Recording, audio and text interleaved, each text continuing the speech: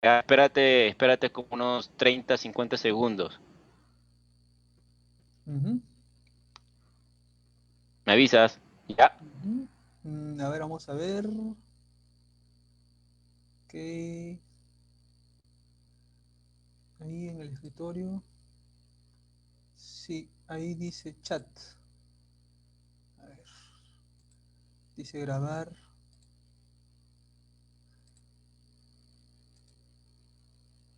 Estamos en vivo, espera 30 segundos.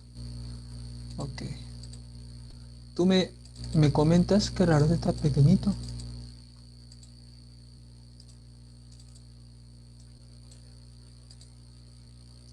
Ok. Tú me avisas, Evi.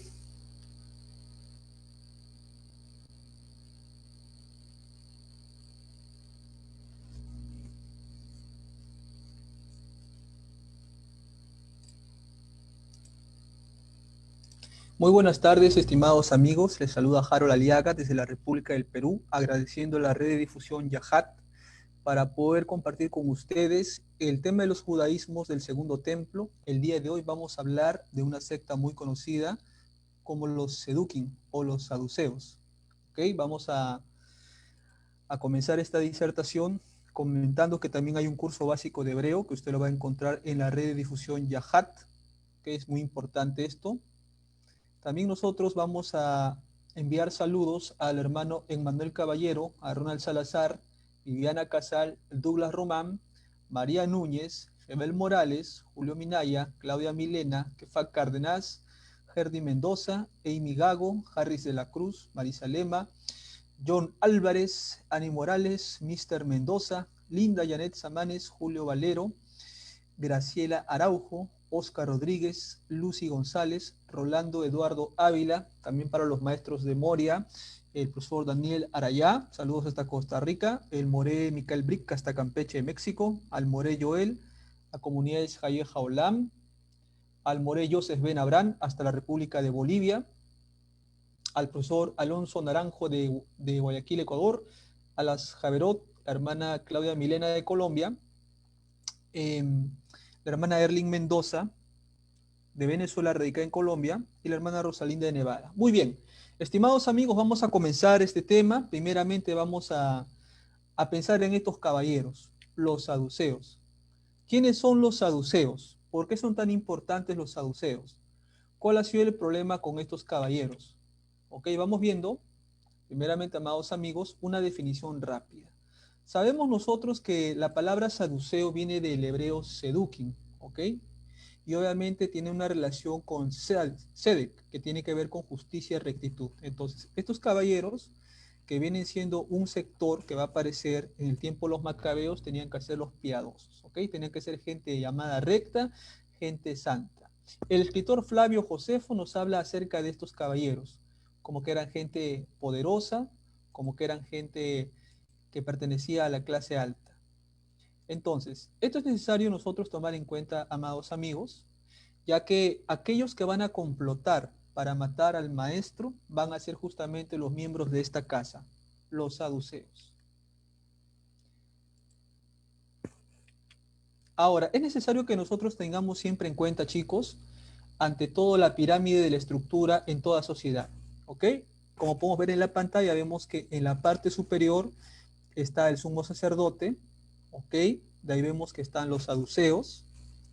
Después vemos que también están los escribas, los sacerdotes, y noten ustedes que los fariseos se encuentran abajo. ¿Ok? Es muy importante nosotros notar eso. Vamos a puntear eso. ¿Ok? Fíjense ustedes en lo que estoy punteando con rojo, perdón. En lo que estoy punteando con rojo, nosotros notamos ahí a los fariseos. ¿Ok? Y abajo de ellos notamos al pueblo. Acá está la masa popular de la gran cantidad de habitantes en el pueblo de Israel. Notamos abajo que tenemos a los celotes, ¿ok? El Partido de los Patriotas, tema del cual ya hablamos en un programa anterior, y también están todos los marginados y desarraigados sociales. Entonces, amigos míos, si estamos hablando de los saduceos, estamos hablando de la gente de la alta clase, gente que no tiene necesidades, sino gente que tiene un gran estatus de poder económico. Entonces, esto es importante nosotros tomar en cuenta. Ahora bien, mis amados amigos, continuando con este análisis, vamos nosotros viendo, ¿ok?, que los saduceos van a ser los miembros de la clase alta, ¿ok? Y ellos van a tener mucho apoyo político, o sea, ellos van a ser una suerte de colaboracionistas. En la época de los macabeos vamos a ver que ellos van a apoyar al gobierno de los griegos, de los seleucidas, ¿ok? Y vamos a ver también que estas personas van a colaborar con los romanos, ¿ok? Con Octavio, también con Tiberio, con Calígula, o sea, van a ser personas que van a siempre tratar de adaptarse justamente al gobierno de turno, ¿ok? Entonces, van a ser los inicios de lo que vamos a ver de la unión del clero con la parte política, ¿ok? Y vamos a ver que en el año 300 esto va a dar como origen la religión imperial. Entonces, es necesario notar esto, amados amigos, porque a veces mucho pueblo piensa que los que van a mandar a matar al maestro van a ser los fariseos. Y no, vamos a ver que van a ser los saduceos. Entonces, vamos a recapitular un poco eh, lo que habíamos comentado la semana anterior. Recordamos nosotros que quienes formaban la tercera parte en el Sanedrín son los fariseos y los que ocupan 2/3 van a ser los sadoquitas, los saduceos. Ahora bien, es necesario también, caballeros y damas, notar lo siguiente. Vamos a ver en este cuadro comparativo al sumo sacerdote y a los saduceos. Usted puede ver que el sumo sacerdote va a ser el responsable máximo del templo y el presidente del Sanedrín. O sea, sobre la figura del sumo sacerdote va a recaer la responsabilidad máxima. ¿Qué otra característica tiene el sumo sacerdote de ese tiempo? Gozaba de una gran dignidad y su situación económica era bastante confortable. Eso es muy importante. Pertenecía al partido de los saduceos, no es novedad. Su cargo era vitalicio, pero los diversos procuradores nombraban y destituían al que querían. Entonces, el sumo sacerdote tenía obviamente que estar en función a la política del Estado. Si la política del Estado era algo que él no colaboraba, entonces se le sacaba del cargo y se ponía a otro sumo sacerdote. ¿Ok? Y vamos a estudiar también a los saduceos. Note usted que los saduceos pertenecen a la clase alta del país, a la aristocracia sacerdotal y a los grandes propietarios. Lo que nosotros conoceríamos el día de hoy como los latifundistas. Colaboraban con el poder romano e intentaban mantener el orden público. Es decir, los saduceos eran como una suerte de sándwich. O sea, por un lado presionaba el pueblo que quería su libertad y por el otro lado presionaba a Roma. Entonces los que estaban al medio tratando de mantener el equilibrio van a ser los saduceos. ¿Ok? Pero lastimosamente los saduceos van a inclinar la balanza siempre en favor del imperio romano. ¿Ok? Van a colaborar con el imperio y eran bastante conservadores. Entonces, este es un aspecto muy importante nosotros analizar, porque cuando veamos los debates que ellos tuvieron con Yeshua Minasran, vamos a entender las razones por las cuales los saduceos van a actuar de cierta manera y en su mayoría de casos van a buscar de qué acusar a Yeshua. ¿Ok? Recuerde usted, para los saduceos, para este grupo de élite, voy a volver a algunas láminas para que lo puedan apreciar los amados amigos que se pueden haber incorporado. Como pueden apreciar, como los saduceos están en la clase alta del poder, no le conviene que la gente del pueblo, que el proletariado se levante. Por lo tanto, van a buscar ellos aplastar a cualquier insurrecto que surja. ¿Ok? Entonces, eso es muy importante nosotros de tener en cuenta. Ahora, señores, vamos a estudiar, ¿ok?, la génesis de los saduceos. ¿Cuál es el origen de los saduceos? ¿Cómo aparecen los saduceos? ¿Y qué papel van a jugar en la historia y en las escrituras? Ahora lo vamos a ver. Ok. Note usted que el origen de los saduceos posiblemente se va a remontar a la protesta de los sumos sacerdotes en el año 175. Y va a notar usted también que el cargo puede ser comprado al rey Seleucida Antíoco IV Epífanes, ¿ok? Y esto lo va a hacer Jasón. Entonces, note usted, en Segunda de Macabeos capítulo 4, del 7 al 20, vamos a ver las raíces de lo que va a ser la corrupción, ¿ok? Y usted va a notar que poderoso consejero es don dinero. ¿Qué significa? Que al que va a aflojar una mayor suma de dinero, a esa persona le van a vender el puesto. Pregunta, ¿acaso no suena eso conocido? ¿No es uno conocido en los muchos gobiernos en la cual se compran puestos a cambio de favores? ¿Verdad que sí? ¿Verdad que es una constante que tenemos actualmente? Pues eso mismo se vivía en los tiempos del maestro. Entonces es muy importante nosotros de entender. Vamos a entrar a un pequeño acápite acá. amados amigos, vamos a ver segunda de Macabeos 4, del 7 al 10. ¿Y cómo le hemos titulado este apartado? Le hemos titulado La compra y de venta del cargo a cambio de una jugosa suma económica. Bien, note usted lo que dice Macabeos. Dice, cuando Seleuco murió y lo sucedió Antíoco, conocido con el nombre de Epífanes, entonces Jasón, y marca usted ese nombre, hermano de Onías, compró con dinero el cargo de sumo sacerdote. Y note que está con rojo. O sea que no lo obtuvo, vamos a decir así, por una meritocracia o porque él haya hecho algo bueno, sino porque pagó una fuerte suma. ¿Y a cuánto equivale esa suma de dinero? Miren lo que dice, 11.880 kilos de plata como tributo, más 2.640 entrada adicional. Y se comprometió a pagar 5.000 kilos de plata, si lo autorizaba a establecer por una cuenta propia, un gimnasio y un centro de deportes. Entonces, ¿qué nota usted, estimado amigo, amiga, joven, señorita que nos está sintonizando? Que en este momento del tiempo el cargo de sumo sacerdote, como el que tenía Aarón, el que tenía Eleazar, el que tuvo Pinjas y los grandes líderes de la nación, ya no va a ser algo que va a ser heredado y va a ser, digamos, como con una meritocracia. En este momento la putrefacción de la corrupción está a flor de piel. ¿Tú quieres ser sacerdote? Págame. Eso es lo que se puede ver acá. Ahora yo le hago hasta una pregunta y una reflexión. ¿Puede acaso un corrupto dirigir bien los destinos de un país? ¿Puede un corrupto velar por la justicia, la equidad y la igualdad en una nación que está siendo aplastada por una potencia extranjera? ¿Puede un corrupto preocuparse en hacer obras del bien? ¿Mm? ¿O el corrupto va a velar solamente por su zona de confort, por su bienestar? Entonces, esta pobredumbre es lo que nosotros vamos a comenzar a ver acá y cómo eso va a ser el germen de lo que va a desencadenar en el partido de los fariseos, de los saduceos, perdón. Y note usted, esta imagen lo dice todo. ¿Ok? Si bien es cierto, esta imagen corresponde a un tema de corrupción del mundo actual, para un buen entendedor esto es lo que pasaba. Es decir, el hombre que estaba dando, vamos a decir así, el dinero, eran los que querían comprar el cargo de sacerdote. Y el que lo iba a recibir, obviamente, pues iba a ser el rey. Para nuestro caso va a ser Herodes. En el tiempo de los macabeos fueron los seleucidas. Entonces, notamos nosotros que va a haber una gran carencia de valores en este aspecto. ¿Ok? Van a llegar la gente de dinero, de quis, van a llegar al poder. Y obviamente, ¿cuánto vales? ¿Cuánto tienes? Esta ha sido la constante en ese momento del tiempo. Ahora, analizando, amigos míos, segunda de Macabeos capítulo 4, versículos 13 al 10, vamos a ver la apostasía de los corruptos. ¿Y por qué le llamamos la apostasía de los corruptos? La palabra apostasía tiene una concomitancia en el griego que significa caerse del fundamento. Y vamos a ver cómo estos corruptos van a caer justamente del fundamento. Entonces, revisamos el versículo 13 de segunda de Macabeos capítulo 4, versículos del 13 al 10, y dice: la extremada maldad del impío y falso sumo sacerdote Jasón, por eso lo resaltamos anteriormente, hizo que por todas partes se propagara la manera griega de vivir y que aumentara el deseo de imitar lo extranjero. ¿Le suena acaso esto conocido? El fenómeno de la alienación.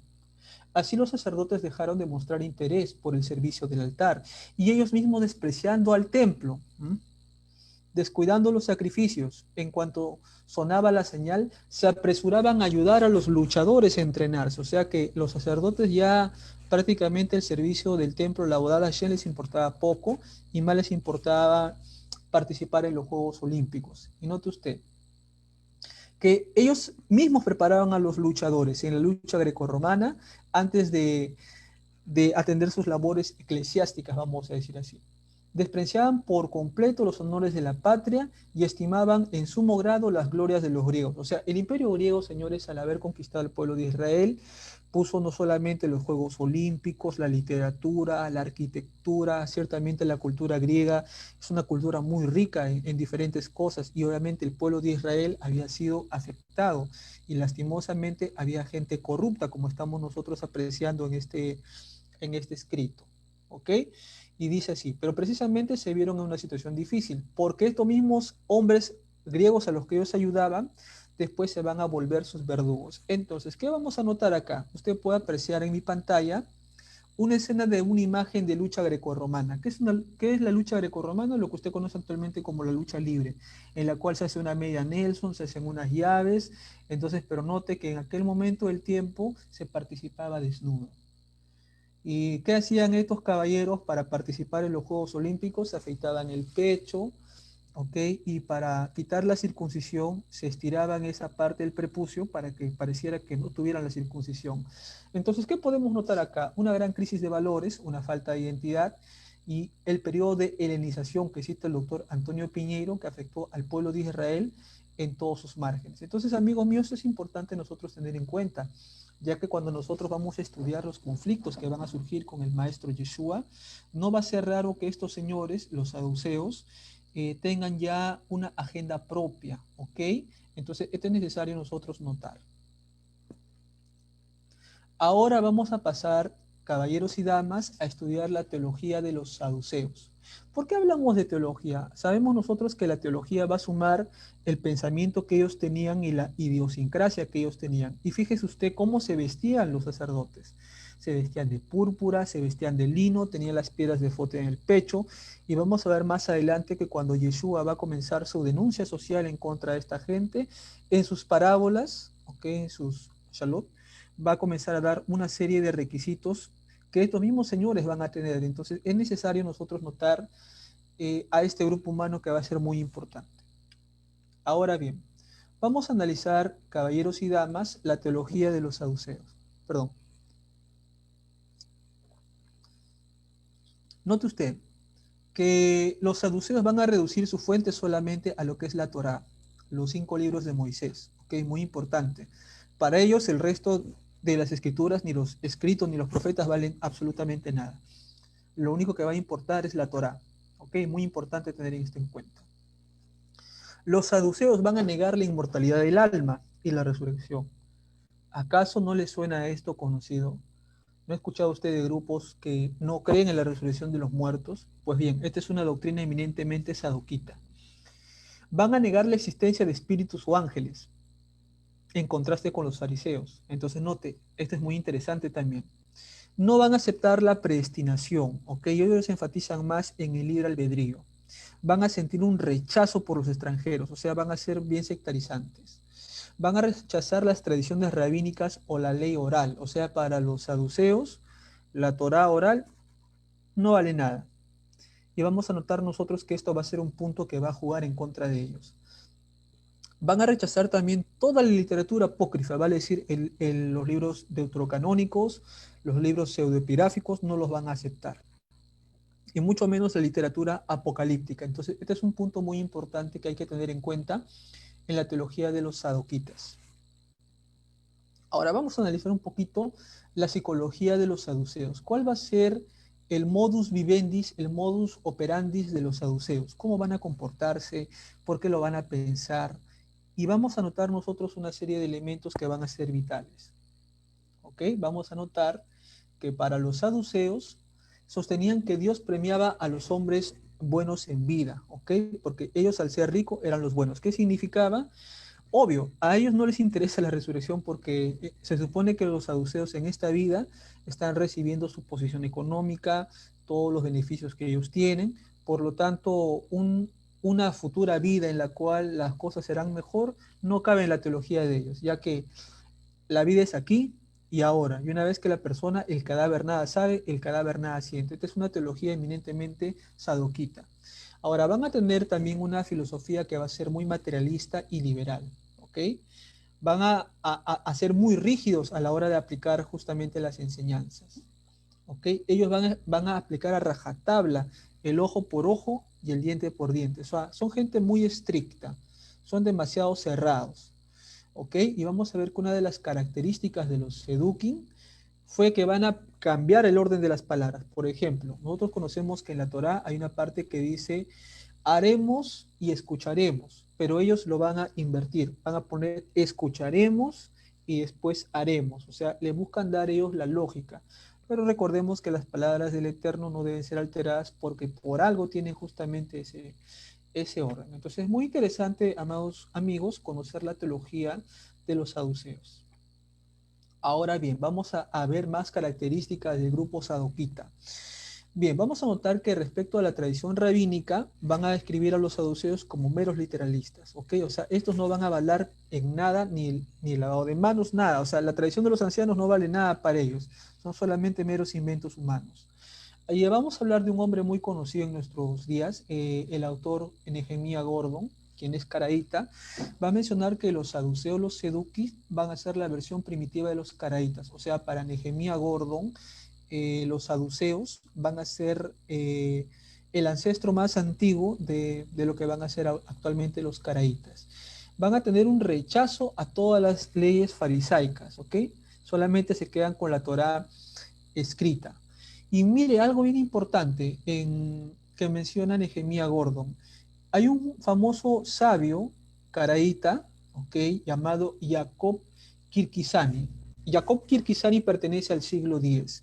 Y vamos a notar nosotros que Jacob Kirkisani iba a comparar a Yeshua con el caraíta Anán. ¿Por qué razón? Porque así como Yeshua se fue contra un sector de los fariseos, el sabio Anán, que es vamos a decir que es un caraíta, también se fue contra lo que van a hacer ahorita pues los judíos ortodoxos.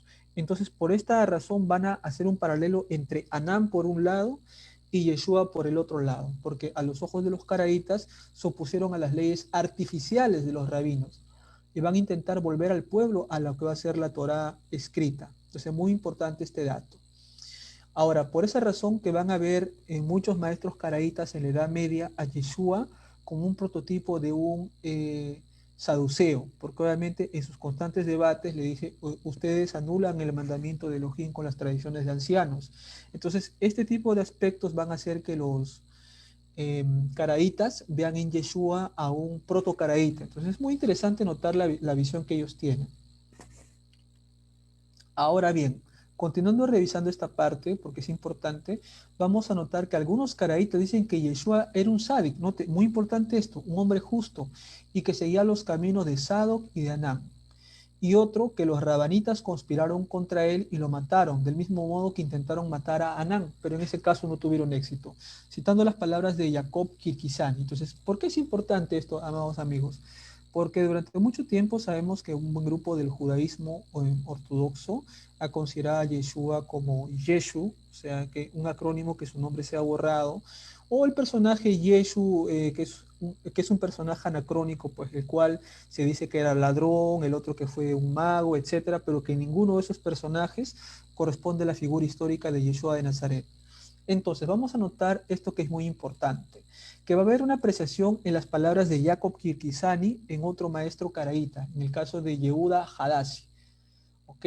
Yehuda Hadassi de Constantinopla en el siglo XII, en su obra Eshkol Hakofer, va a decir así: aquellos que conocen la Torá de los caraítas, Benek Mirra, dicen que Yeshua fue un hombre corregido, un jaján y un sádic, que de sus palabras comenzó a ser honesto y que se alineó con el camino de los sadoquín, los saduceos y betuseos, en cuyo corazón estaba decidido prohibir que se divorciara de la mujer, tal como lo prohibieron los saduceos. ¿Recuerda usted la famosa enseñanza de Yeshua que dice que no te es lícito dejar a tu mujer, sino por causa de porneas? Pues bien, esta es una máxima de los saduceos.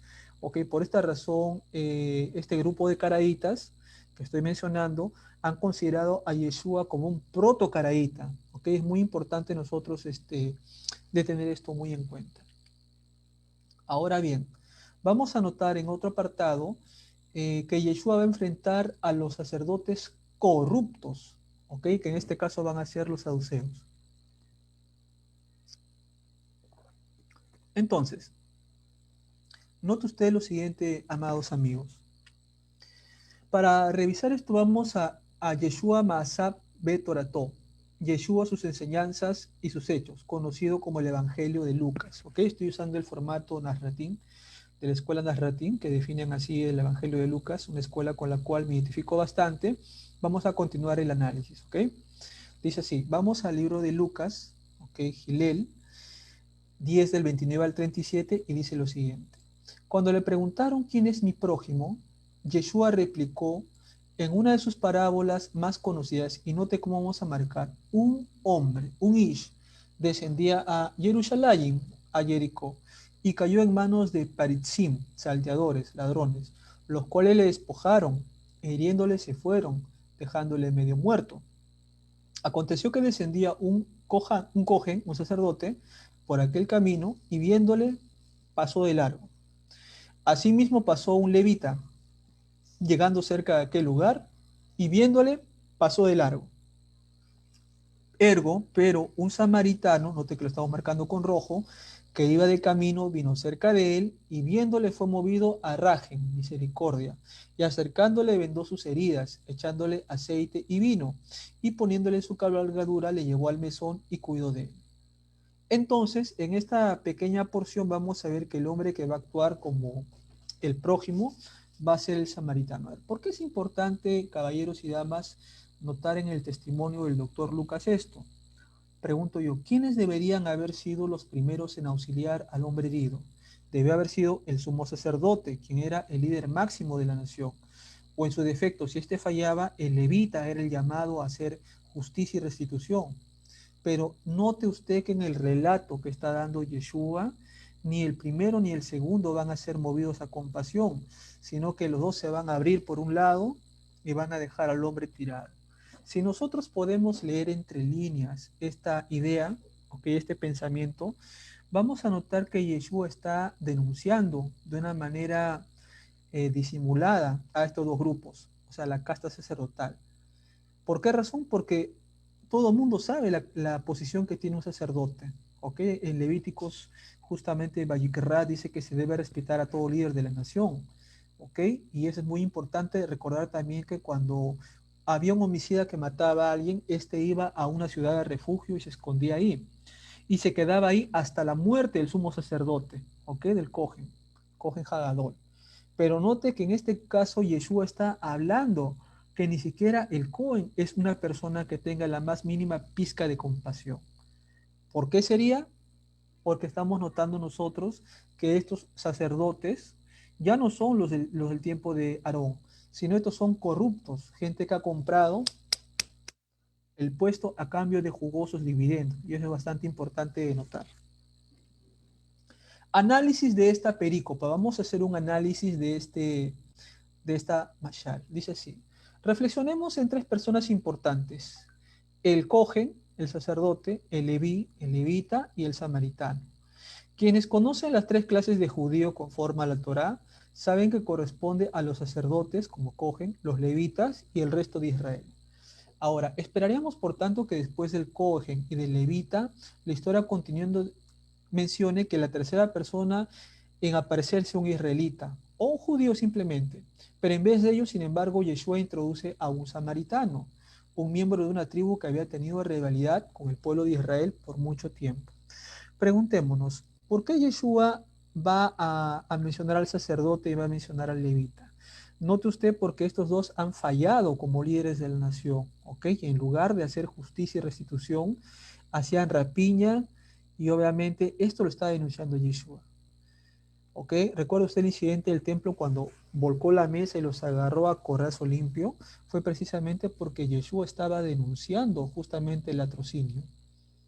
¿Y por qué Yeshua va a traer a colación a un samaritano? Note usted que al traer Yeshua a colación eso está diciendo que incluso estas personas que habían sido rivales, aunque sean estas personas que no tenían una posición elevada como el sumo sacerdote o el levita, por lo menos podían tener compasión, raje. Entonces, ¿cuál es la enseñanza de vida acá? Que estos señores son solo pura fachada, solamente son una máscara, pero por dentro están podridos. Entonces ya podemos entender por qué comienza la primera denuncia que está haciendo Yeshua de acuerdo al testimonio de Lucas. Ahora bien, el samaritano se va a convertir en el ejemplo del mayor estándar de amor, el prototipo de un hombre elevado, mientras que los sacerdotes y los levitas van a ser desenmascarados por su majestad Yeshua Rabbeinu, porque no están practicando la justicia. Pregúntese, ¿por qué Yeshua tuvo que haber llegado a esa conclusión? Porque seguramente en su tiempo el maestro vio que las cosas no iban bien. Posiblemente este grupo con un dedo aplastaba los derechos del pueblo, y precisamente la misión de Yeshua era sacarlos al fresco, denunciarlos para que ellos puedan retornar al Dere Hashem, a la senda de los justos. Entonces, esto justamente es lo que nosotros podemos notar acá. Esto es muy importante de tener en cuenta. Justamente esta imagen lo grafica todo. Ok, espiritualmente, el samaritano representa aquella alma que se va a compadecer, aquella alma que está dispuesta a hacer Sel en Elohim. ¿Qué significa Sel en Elohim? Reflejar la imagen del Creador. ¿Ok? Y que va a dar rienda suelta a su Yetzer Hatov, a su inclinación a hacer el bien, ¿ok? A ser una persona elevada. Mientras que los sacerdotes, o el sacerdote pasó de largo, o sea, no le importó, y el levita lo miró así tiradito y también pasó de largo.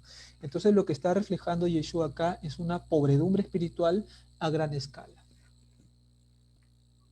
Ahora bien, vamos a otro texto muy importante que va a usar el maestro de Nazaret para poder verificar estas cosas. Y vamos en una parábola muy conocida, una lección muy conocida.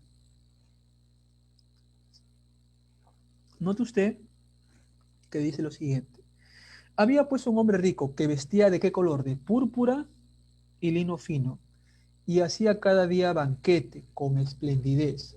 Había también un mendigo llamado Eliezer, Lázaros, que estaba echado en la puerta de aquel lleno de llagas. Ansiaba pues saciarse de las migajas que caían de la mesa de quién? Del hombre rico. Y aún los perros venían y le lamían las llagas. Aconteció que murió el mendigo y fue llevado por los malajín, los mensajeros, al Abraham Boson, al seno de Abraham. Y murió también el hombre rico y fue sepultado. Note usted que acá no aparecieron malajín, ¿ok? Acá solamente dice que murió y fue sepultado, fue al Keber, fue al Sheol, ¿ok? Y en el Hades alzó sus ojos, estando en tormentos, y vio de lejos a Abraham y a Eliezer, a Lázaro en su seno. Entonces él dando voces dijo, Padre Abraham, ten misericordia de mí. Envía a Eliezer para que moje la punta de su dedo en agua y refresque mi lengua. Entonces, quiero que tengamos bastante análisis aquí. Sabemos que esta mashal se ha interpretado de infinitas maneras.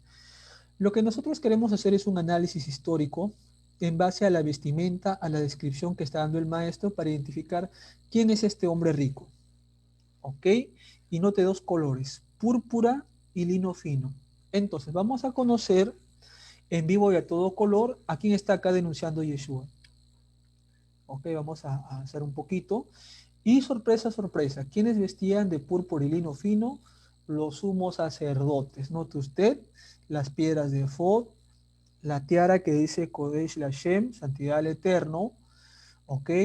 También el urín y el tumín. Y note que la vestimenta que está hablando Yeshua, voy a regresar un poquito para que usted lo pueda apreciar de nuevo, es el color púrpura y lino fino. Entonces, otra vez vamos a preguntar, Yeshua, ¿a quién está acusando de ser un hombre rico y de hacer banquetes? Al sumo sacerdote, ¿ok? ¿Y quién es el sumo sacerdote de aquel momento? Yosef ben Cayafa, conocido como Caifás, ¿ok? Entonces Yeshua está denunciando aquí a Yosef ben Cayafa, a Caifás. Le está diciendo que él hace esplendorosos banquetes, que no atiende al pobre, ¿ok? Y note usted que la condición espiritual que va a mencionar Yeshua de Cayafa, ¿ok? De Caifás, ve a ser que este va a vivir atormentado. Y que tiene 5 hermanos. Y de acuerdo a la historia sabemos nosotros que su suegro Anás tuvo 5 hijos, que eran como los hermanos de Caifás. Entonces ahora sí ya vamos entendiendo un poco las tramas de este tema. A veces muchos grupos han interpretado esto como una realidad de vida después de la muerte, tema que no vamos a abordar. Nos limitaremos a decir que acá concretamente se está hablando de un sumo sacerdote, que dicho sea de paso no se menciona el nombre, pero si hacemos un cálculo y contextualizamos en su tiempo, no puede ser otro que Caifás. ¿Ok? La evidencia está ahí por la razón sencilla de que Anás, su suegro, tenía justamente 5 hijos. ¿Ok? Y acá menciona justamente Caifás en la última parte, ¿no? Que dice que tengo 5 hermanos. ¿Ya? Pues ahí podemos nosotros deducir justamente esa relación. Esto es bien importante de notar que la condición espiritual que Yeshua está demostrando en Caifás es una condición muy pobre. ¿Ok? Bien, vamos a continuar. Ahora, ¿cuál sería el análisis de esta mashal? El tema central, señores, es la advertencia que está dirigiendo Yeshua contra los saduceos. porque son avaros, eso está en Lucas 16:4, y se jactan de su propia justicia, eso está en Lucas 16:5. Y por esa razón Yeshua les estaba exhortando para que ellos se arrepientan de sus latrocinios y hagan Teshuvah y Tikkun y regresen al Derech Hashem, a la senda de los justos. ¿Okay? Y por eso Yeshua en esta parábola y al inicio en el 16, cuando habla de los talentos, va a criticar enormemente a la casta sacerdotal, a los Caifás, a los Anás, a los saduceos en general, porque eran una pila de corruptos, pillos, sinvergüenzas y estafadores. ¿Okay? Es muy importante nosotros de tener acá. Y que obviamente el hombre rico representa la opulencia de los saduceos. Y el hombre pobre, figurado por Eliezer, es el icono de las clases pobres y desarraigadas en Jerusalén. Ahora, pero note que los saduceos no se van a quedar contentos. ¿Qué dice la física? A toda acción hay una reacción. Y lógicamente los saduceos no se van a quedar de brazos cruzados, van a vengarse. Y note usted que Caifás, Yosef ben Cayafa, va a ver en Yeshua a un peligroso agitador, a un revolucionario. Para Yosef ben Cayafa, Yeshua es un celote, para él, ¿ok?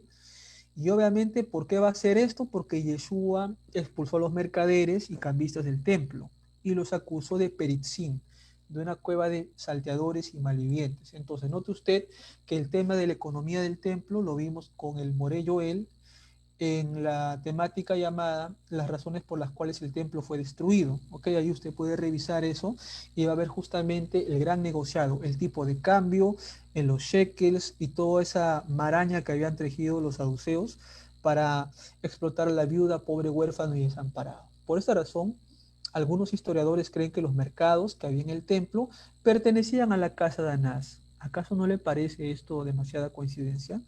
Lo cual le da a Cayafa, a Yosef ben Cayafa, otra razón para liquidar a Yeshua.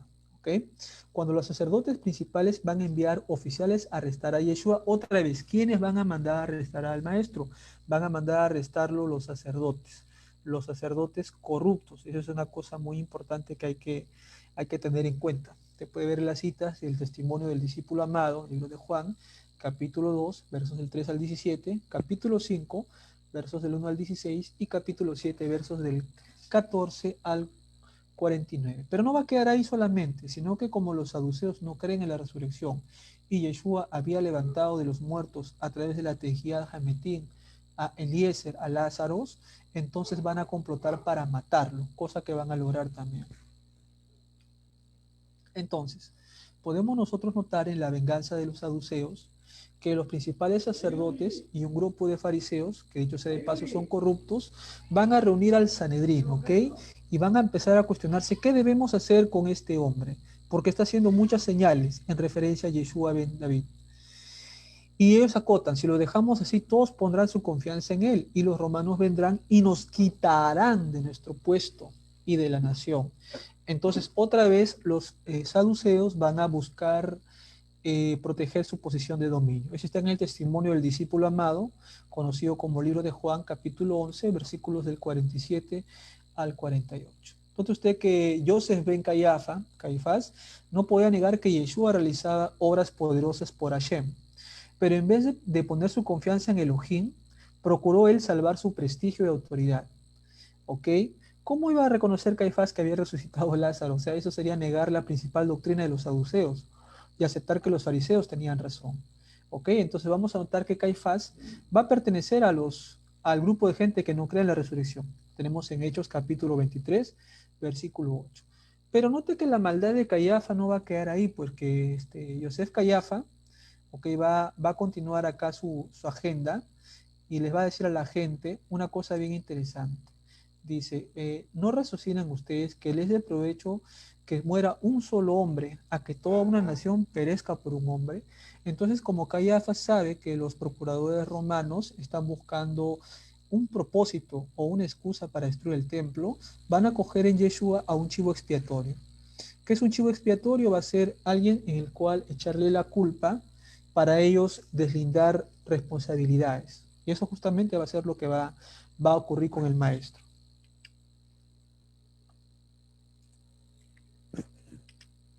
Ahora bien, continuando nosotros, señores, el análisis, vamos a notar nosotros que el relato continúa diciendo, esto no lo dijo por sí, sino que como era sumo sacerdote, él estuvo profetizando que Yeshua estaba destinado a morir por la nación. Entonces, a raíz de las declaraciones de Joseph ben Cayafa, es que van a empezar a complotar una manera de liquidar al maestro. Pregúntese usted, si lo hubieran querido prender en el día, ¿los discípulos hubieran permitido que lo cojan? No.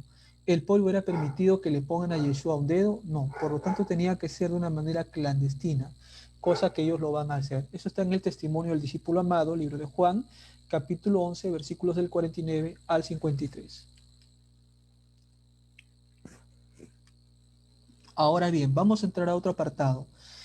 La conspiración asesina de los saduceos. ¿Por qué hablamos de una conspiración asesina? Porque note que había que quitar a Yeshua del camino, ya que Yeshua representaba un potencial peligro no solamente para sus puestos, sino para su bolsillo.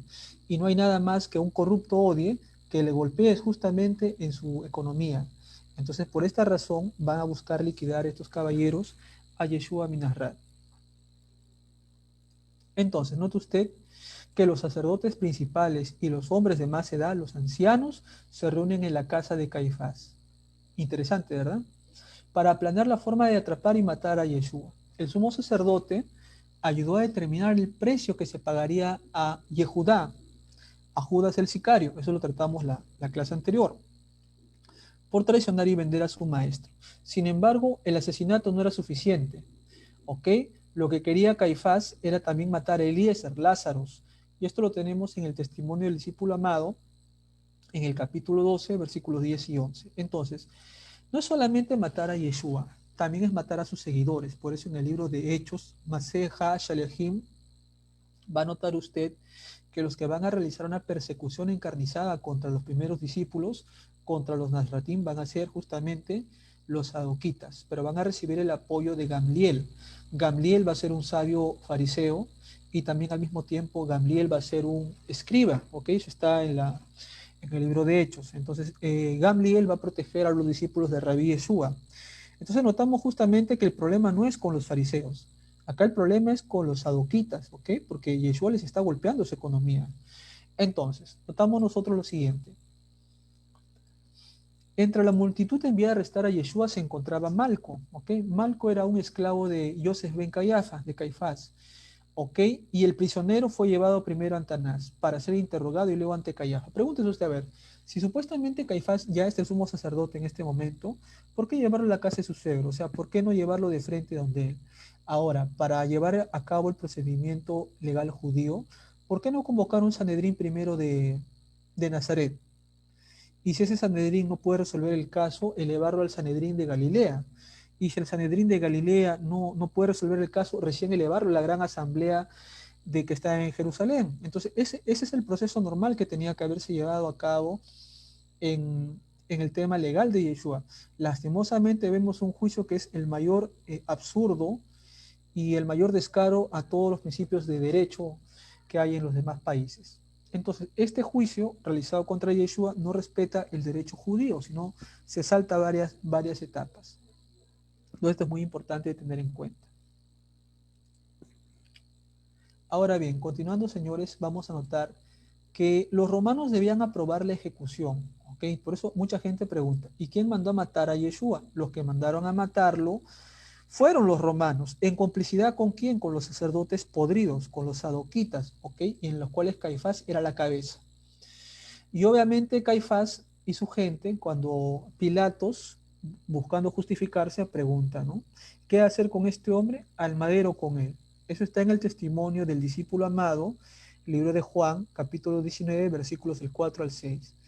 Y muy posiblemente esta gente infiltró a los saduceos para que pidan a Yeshua Baraba, o sea, para que no suelten a Yeshua de Nazaret, sino para que suelten a Yeshua Baraba. Entonces esto es muy importante nosotros de tener en cuenta.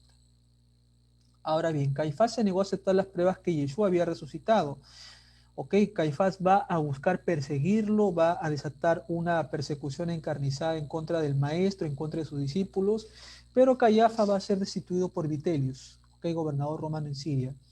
Entonces notamos otra vez, caballeros y damas, que quien va a realizar una persecución contra los nazratín, contra los nazarenos, no va a ser otro que Cayafa, ¿ok? Y no van a ser otros que los saduceos.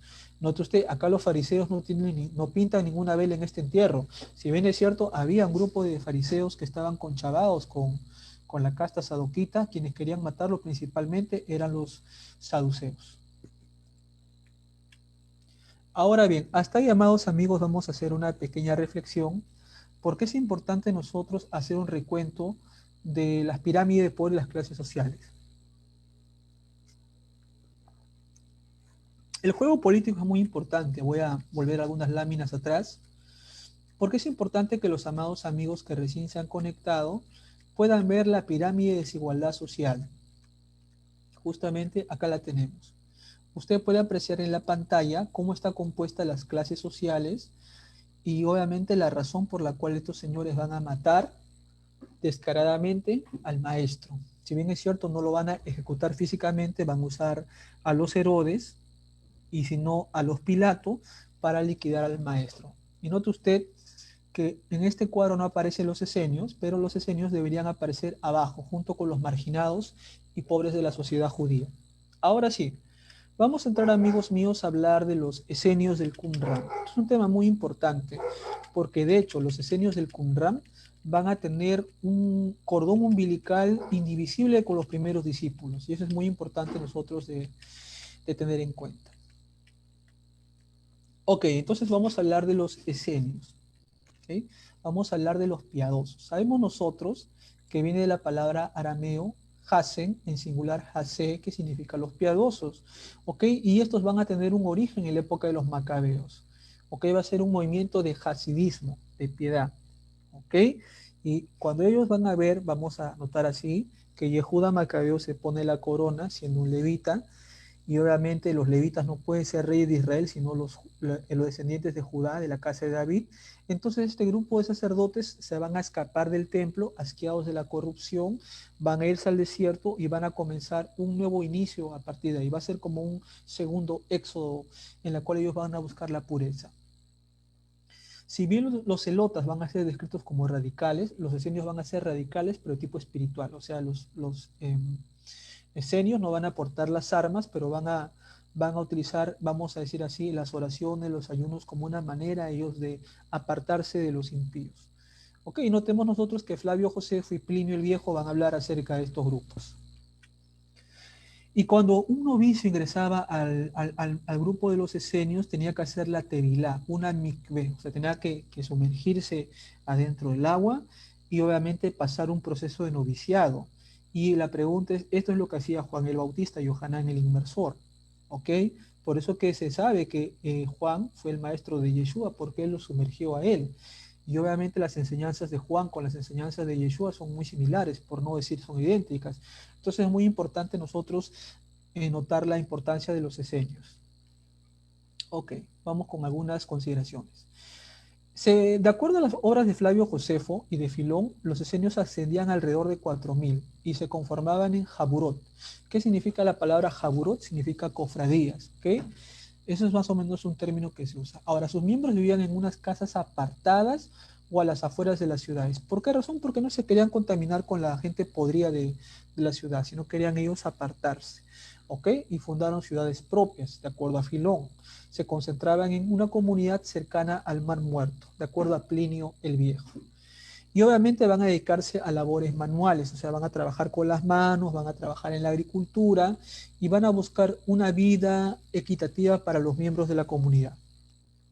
Note usted que esta era la manera en la que ellos vivían, es decir, cuando ellos estaban en el desierto, tenían unas pequeñas edificaciones en las cuales, note usted, en cada lugar habían rollos. Por ejemplo, vamos a denotar algunas cosas, permítame.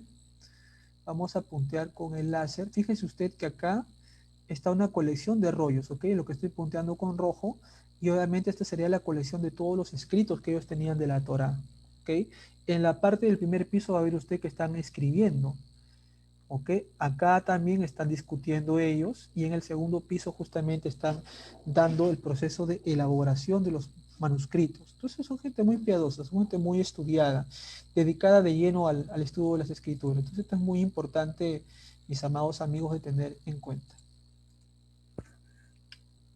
Ahora bien, continuando el análisis, vamos a ver que Josefo hace mención de los Usei HaTorah en relación a los acontecimientos que tuvieron lugar en la época de Jonathan HaMaccabí, Jonathan el Macabeo, ¿ok? Y de acuerdo a Josefo va a comparar justamente a los esenios con los pitagóricos, porque los pitagóricos también van a buscar una vida en común y un ascetismo religioso. ¿Qué significa un ascetismo religioso? Alejarse completamente de la ciudad. Y vamos a notar justamente que hay algo bien interesante acá. Los esenios se van a considerar miembros de una Brit Hadashah, de una nueva alianza. ¿No le suena a usted familiar cuando Yeshua dice, esta es la copa en mi sangre para la Brit Hadashah, la alianza nueva, la alianza renovada? Entonces, ¿hay o no un paralelo acá? ¿Se parece o no? Bastante se parece. Hay mucho de igualdad en esto, ¿ok? Entonces es importante notar el cordón umbilical que va a unir a los esenios del Qumran con los discípulos del maestro. Ok, vamos a continuar el análisis. Es muy importante toda esta información, amigos míos. De acuerdo a los rollos del Mar Muerto, el profesor Adolf Reutemann y también a Garfinkel, los arqueólogos, justamente así se miraría el lugar donde ellos habitaban, cercano al mar, en el desierto, y esto nos trae una palabra de los profetas que dice, iré al desierto y prepararé camino para el Creador. Muy importante la manera modesta en la que ellos vivían. Ahora bien, notemos que Plinio el Viejo, en su obra Historia Natural, y Filón de Alejandría, hacen una referencia al celibato de los esenios, ¿ok? O sea que ellos trataban de no tener hijos en algunos casos, pero por su parte Josefo habla del desprecio que sentían hacia el matrimonio, ¿ok? Eso es muy importante de notar. Pero había otro grupo de esenios, o sea, no podemos meter a los esenios en el saco, sino habían diferentes ramificaciones de esenios que buscaban la procreación para cumplir la mitzvah, que es pru urbu, multiplícate y fructifica. Ok, esto está en la guerra judía 2:2. Es posible que los esenios del Qumran se mantuvieran célibes, mientras que quienes vivían en las ciudades y aldeas estuvieran casados. Ahora vamos a entrar a algo bien importante. ¿Qué dice el Sefer Hayahat, la regla de la comunidad? Y vamos a ver justamente que esta va a excluir a los hombres sin referencia a mujeres y niños. Vamos a ver qué dice las reglas de la comunidad. La regla y leyes de la comunidad del Qumran.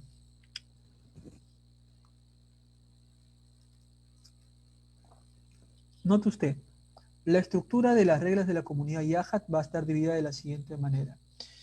Va a tener tres partes. La primera parte tiene un prólogo, el rito de ingresos, el proceso de iniciación en la secta, el tratado de los dos espíritus, es algo bien importante. En la segunda parte vamos a hablar del prólogo, el tratado legislativo. En la tercera parte vamos a notar también nosotros, amados amigos, vamos a puntear con el láser, okay, lo que va a ser el prólogo, el tratado de la vida comunitaria, el tratado escatológico, tenemos una escatología a los esenios, un himno litúrgico y la oración final. Entonces es muy importante la manera espiritual en la que vivían los esenios.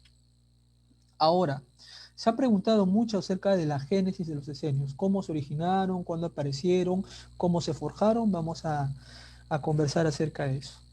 ¿Ok? Note usted que los esenios, por medio de los textos que han dejado en Qumran, se sabe que eran miembros del sacerdocio sadoquita. Como mencionamos anteriormente, ellos son los legítimos levitas que deberían haber estado en el templo, pero que van a retirarse justamente por ver la corrupción de los saduceos. ¿Ok? Y se va a producir una ruptura entre ellos y el Mikdash. Para ellos, el templo sagrado que está en Israel es una cueva de malvivientes y de parásitos, como lo que pensaba Yeshua. Por esa razón que ellos van a buscar una cuestión más teológica, más ritualista acá.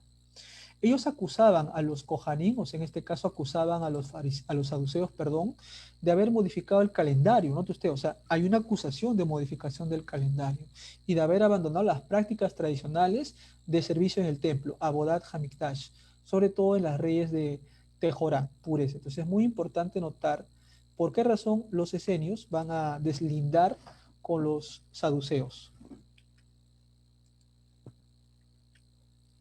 Ahora, note usted que la ruptura con el sacerdocio de Jerusalén va a ser una retirada al desierto, un éxodo, ¿ok?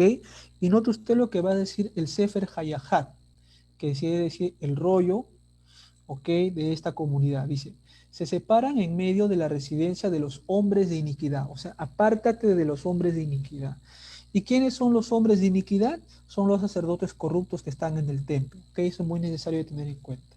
Para marchar al desierto. ¿Ok? Y preparar un camino para aquel, como está escrito, en el desierto, prepara el camino de Hashem. Enderezate en la estepa una calzada para nuestro Elohim.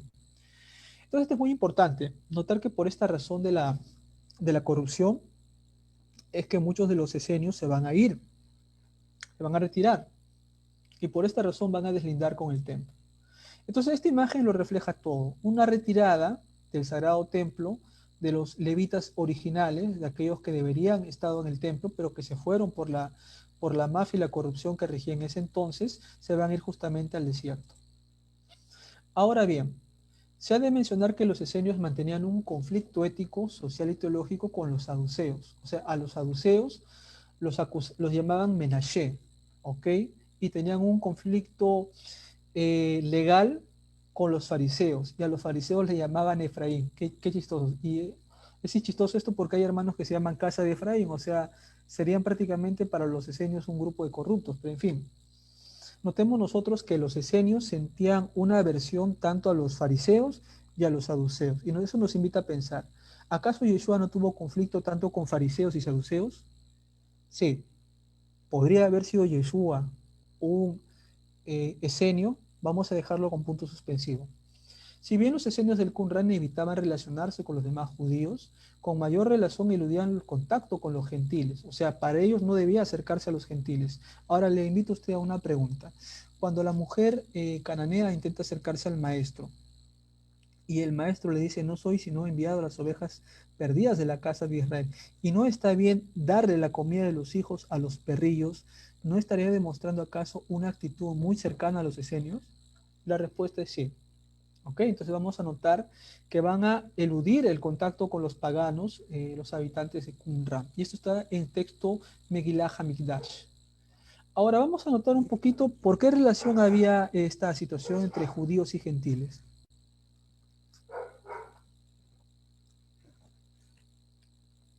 Nota usted que hay un escrito llamado los Pesharim, en el caso del Pesher Habacuc, en el rollo de la guerra, se designa a los romanos como Kitim, ¿ok? Es muy importante. ¿Y qué dice ese texto?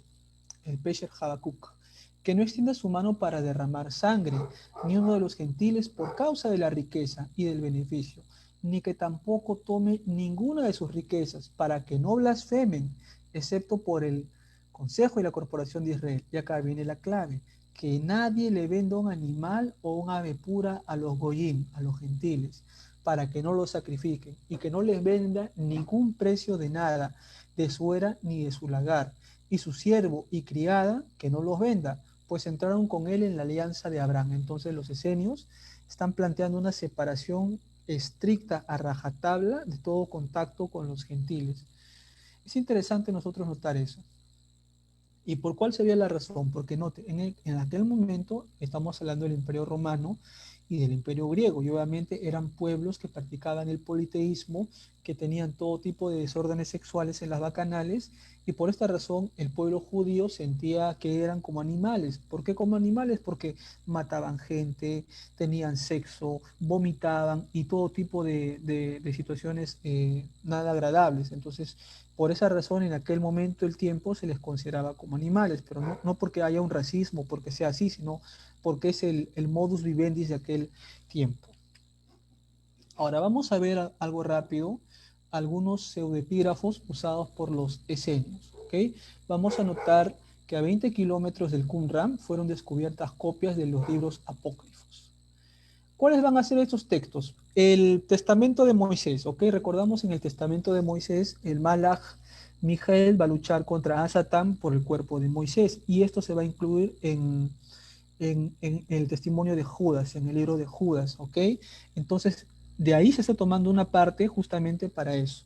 También se va a hablar del testamento de los 12 patriarcas, o sea, cada hijo de Jacob va a dar un testamento, y vamos a notar que en el testamento uno de ellos habla de 7 espíritus, me parece que es el testamento de Rubén. Justamente esos 7 espíritus son los que van a estar en María Magdalena, o sea, vamos a notar influencias justamente de la literatura intertestamentaria. También vamos a ver el libro de los jubileos. Recordamos nosotros que el libro de los jubileos habla de la inundación y cómo Noah comienza a clamar a Yuhebahei para que Yuhebahei tenga el alma de los vigilantes que están empezando a atormentar a sus hijos. Entonces, esto ya forma parte de la literatura intertestamentaria. Y obviamente, primera de Enoch, conocemos la composición de Enoch, okay, la rebelión de los Malachim, Shemijasa, Azazel, etcétera, etcétera, y justamente cómo van a enseñar a los hijos de los hombres a hacer todo tipo de armas y pociones, etcétera. Y obviamente, otra vez, no es que esto sea real, sino que esta es literatura qumranita, ¿ok? Es importante que tengas en cuenta. Lastimosamente, mucha gente ha tomado esto como literal. Entonces, es muy importante notar la influencia de la literatura intestamentaria.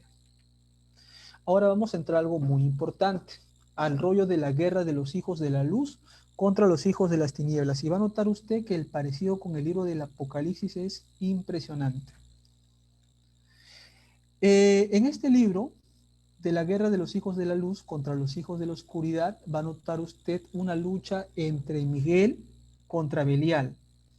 ¿Y acaso no le suena conocido a la lucha entre el jinete del caballo blanco, que hace referencia en Apocalipsis 20 contra la bestia y los ejércitos de la bestia? Esa es la misma idea, ¿ok? En el caso de los Qumranitas va a haber un ataque contra los hijos de las tinieblas y nos recuerda Apocalipsis. Y el que venía montado en el caballo blanco se llama Fiel y Verdadero y mató con la espada de su boca a los ejércitos de la bestia y llamaron a las aves de los cielos y a todo lo que usted conoce. Entonces, otra vez, el hilo umbilical entre los esenios y los primeros discípulos de Yeshua es un vínculo irrompible. ¿Ok? Y va a notar usted que los hijos de la luz sostienen una gran batalla, muy idéntico a Apocalipsis, los cuales derrotan al poder de Belial y aniquilan eternamente a sus seguidores. Esto es exactamente como el libro del Apocalipsis capítulo 20. ¿Ok? Y dicha confrontación duraría 49 años y concluiría con la victoria de los hijos de la luz y la restauración del servicio de templo y sacrificios. ¿Acaso no le suena eso similar al milenio? Sí, porque es literatura qumranita, ¿ok? Muy importante notar esto. Y que acá se va a notar una beligerancia entre los ejércitos de Belial que van a ser representados por los griegos y también por los romanos. Entonces, note, por eso dijimos, el paralelo entre los qumranitas, o sea, los esenios, con los primeros talmidim, es un vínculo muy cercano. Dice, este será el tiempo de salvación para el pueblo del Eterno, el cual asumirá el dominio. En el milenio asume el dominio. Note usted, es muy importante los paralelos. El texto deja claro que todo esto es una venganza de Dios, de quien viene todo el poder para luchar contra los hijos de las tinieblas, que dice, derramó las copas de la ira para castigar a los habitantes de la tierra porque habían matado a sus profetas.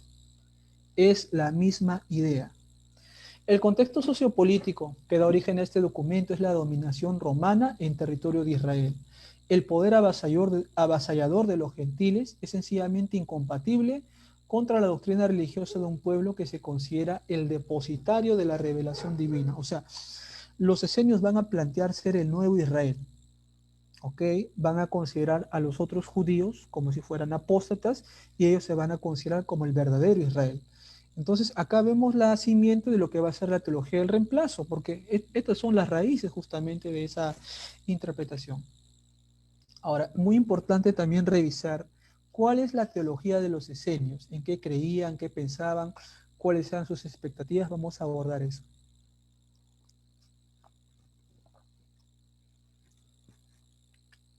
Note usted que los esenios van a creer en lo que va a ser el dualismo, el determinismo y la esperanza escatológica. ¿Qué cosa es el dualismo? Dual viene de dos, ¿ok? Y va a definir como la confianza en el separatismo de aquel que practica en la comunidad y hace una separación entre hijos de la luz e hijos de las tinieblas. ¿Acaso no les suena familiar la parábola en que Yeshua dice, y los corderos a la derecha y los cabritos a la izquierda? Esto también es parte de la literatura qumranita, ¿ok? Y si está en la boca de Yeshua, es porque obviamente Yeshua tenía una conexión con estos caballeros. O sea, por eso dijimos, el profesor Adolf Roiban, de Los Rollos del Mar Muerto, en el curso de diplomado que le ha dado, ha comentado con evidencia sólida de que la línea que los une es inalterable, ¿ok? A pesar de lo que la gente puede especular, Si bien es cierto, se le relaciona con los fariseos, con los saduceos, con los celotes, pero hay muchos paralelos que son muy impresionantes con los esenios. Ok, entonces también ellos comentan que hay una creencia determinista en la predestinación.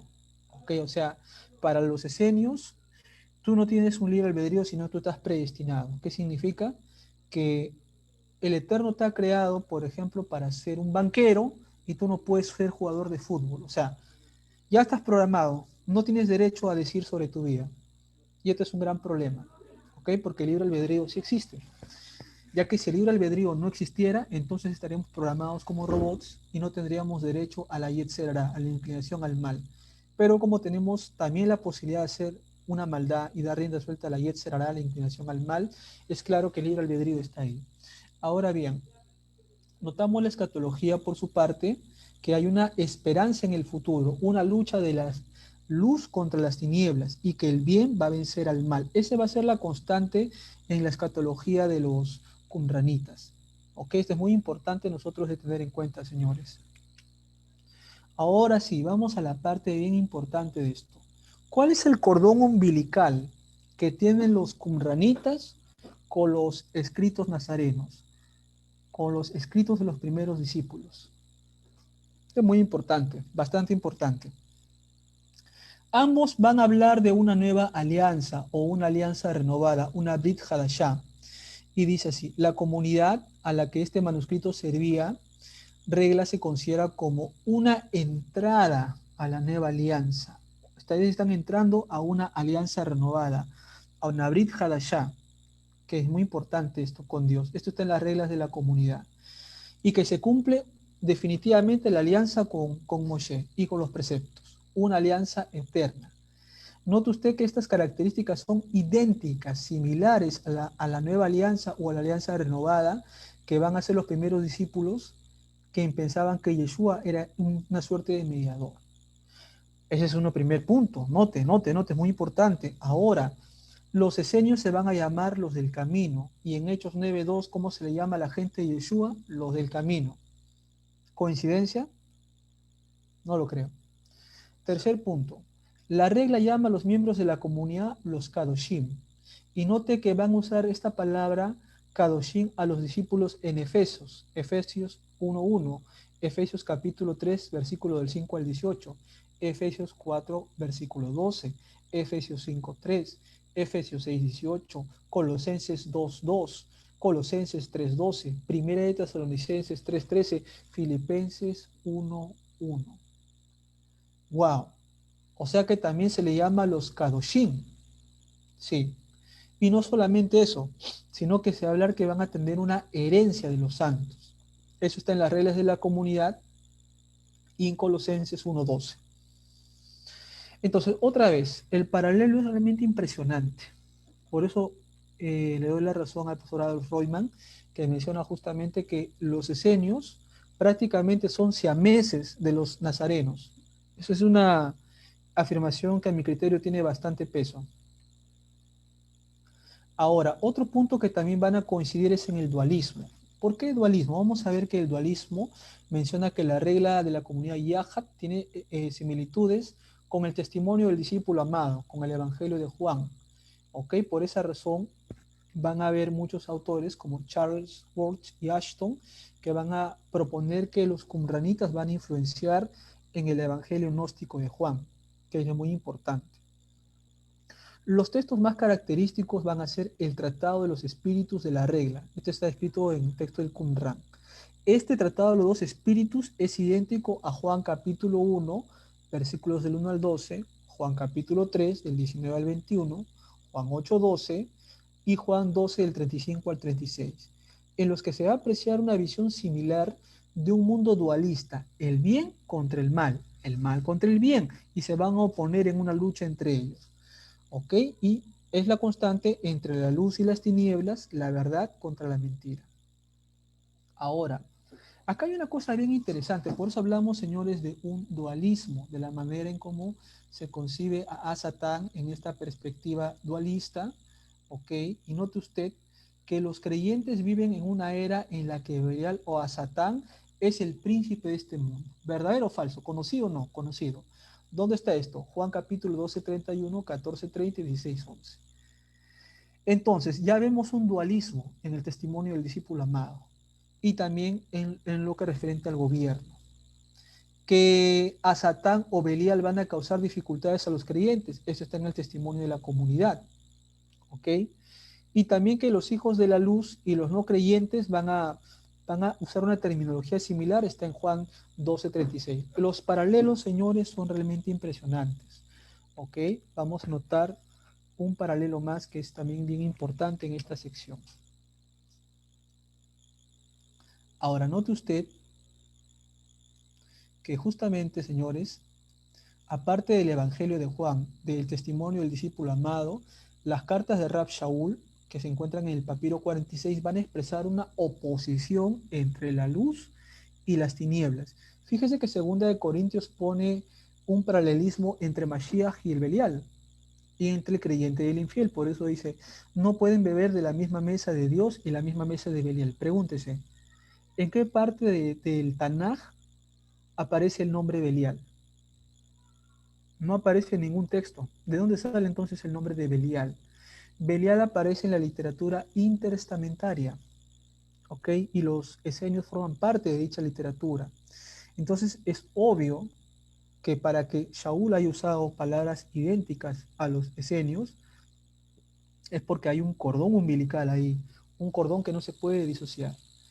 En Efesios 5, del 8 al 11, en Tesalonicenses 5, del 4 al 5, se llama a los discípulos como los hijos de la luz.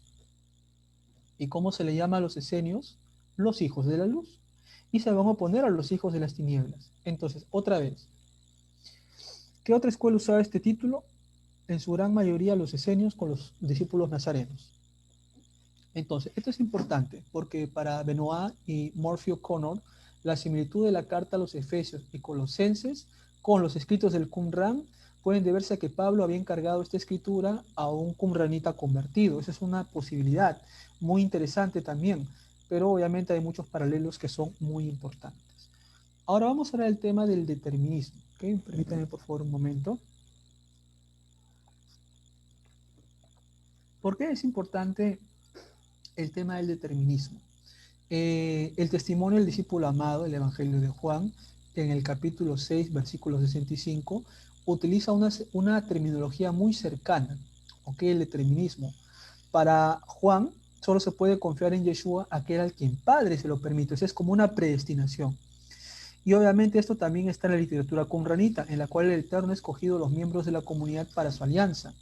También en Romanos se habla de la predestinación. Note, entonces, otra vez, hay una gran influencia de la comunidad del Qumran con los estudiantes nazarenos. Es impresionante lo que estamos notando acá.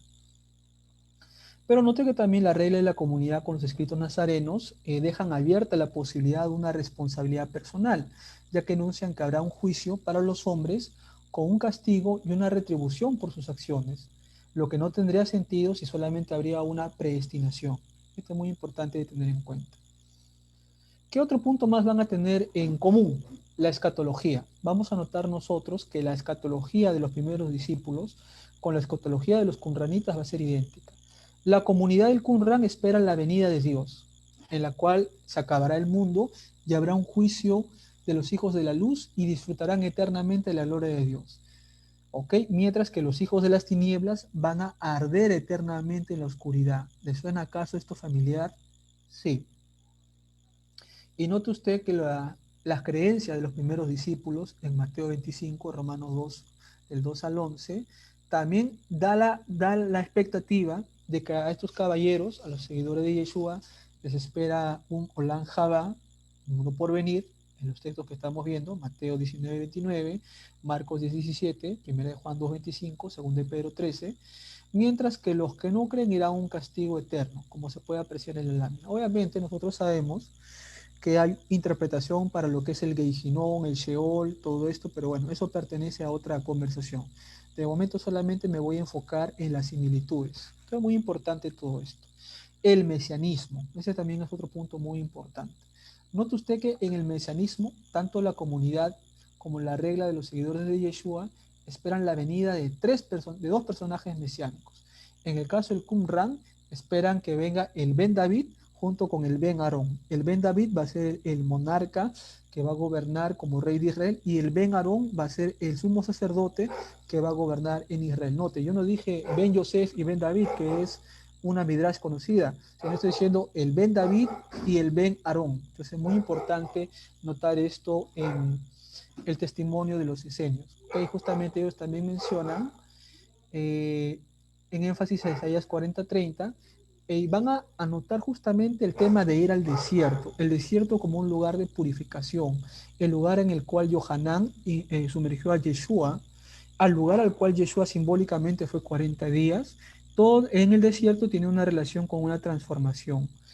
¿Ok? Esto es muy, muy importante. La regla de la comunidad, como dije, habla de dos Mesías, un Ben David y un Ben Aarón. ¿Okay? Y esto es algo similar a lo que está en el Evangelio de Lucas, capítulo 1, del 30 al 33, en la que se habla de un legítimo heredero de David. Esto es muy importante de tener en cuenta. Respecto al templo, también notamos otros paralelos. Para los qumranitas, el verdadero templo es tu cuerpo. Y lo mismo va a decir Pablo, que somos templos vivos. Entonces, otro paralelo también bastante importante. En Efesios justamente se va a notar que los sacrificios a Dios ya no son los sacrificios animales, sino los sacrificios de tus buenas acciones. Y los esenios también tienen un pensamiento muy similar. ¿Ok? Y en la carta a los hebreos también va a mencionar algo similar, y otra vez notamos paralelos bastante impresionantes entre los esenios y los seguidores de Yeshua. La forma de organización también tiene sus cosas en similar. Ambos grupos, tanto esenios como nazarenos, daban todos sus bienes a la comunidad. Por eso Yeshua decía al hombre rico: vende todo y sígueme. ¿Ok? En el caso de Bernabé, vendió su heredad y le dio a los discípulos, porque es un modo de vida como los esenios, por no decir prácticamente lo mismo. ¿Ok? Y van a haber personas encargadas de administrar los bienes. Note que en Hechos va a decir que van a poner el dinero en los pies de los discípulos. ¿Ok? Entonces es muy importante de nosotros notar. También va a haber una estructura jerárquica, una manera de corrección fraterna.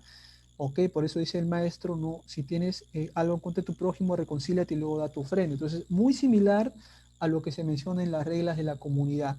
Como la mentira es castigada con la muerte, se menciona en las reglas de la comunidad, y esto tiene un parangón con la muerte de Ananías y Zafira.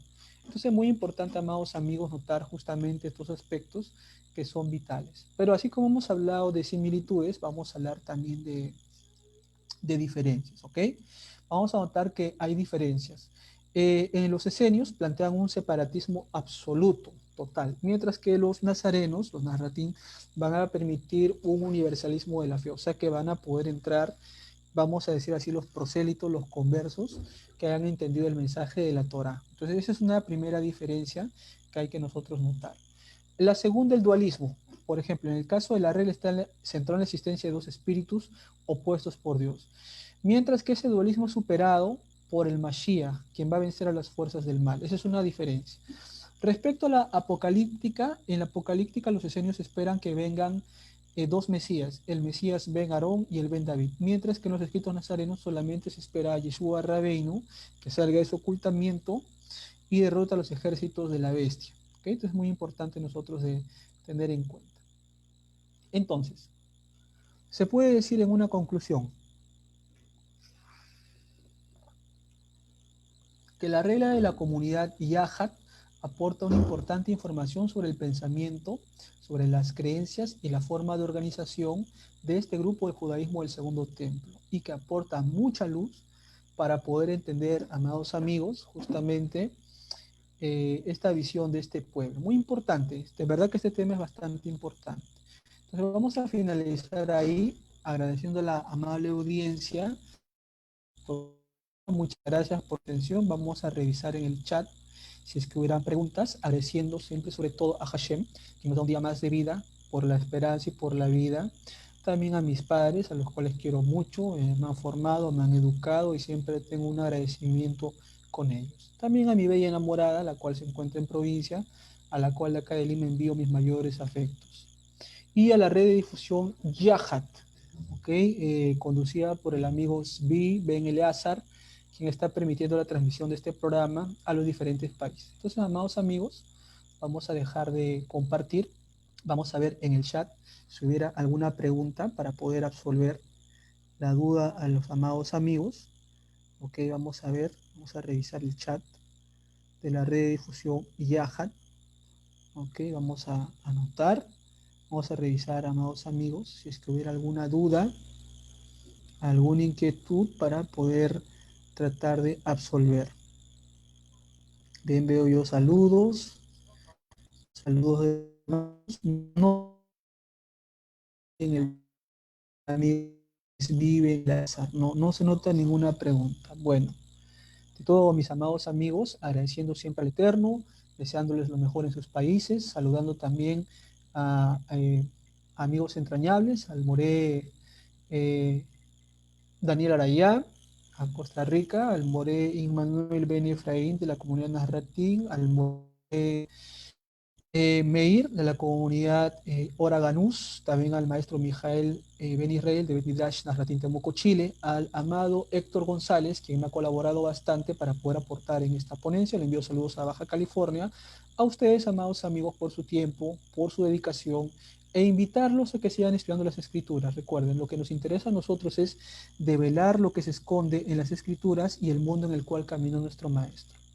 Así que dicho sea de paso, le invitamos a usted a que esté preparado ya para la fiesta de Sukkot, que viene mañana, la puesta de sol, y que continúe la transmisión de Radio Yahat, que es una radio que no está afiliada a ningún movimiento ni a ninguna agrupación, sino que Radio Yahat es una emisora que trabaja solamente en aras de educar al pueblo. Así que muy bien, muchas gracias amigos míos, por haber estado en una futura transmisión, si Hashem nos da vino con ustedes. Nos despedimos hasta otra oportunidad. Que el Eterno les bendiga y les guarde y les santifique. Nos vemos. Shalom.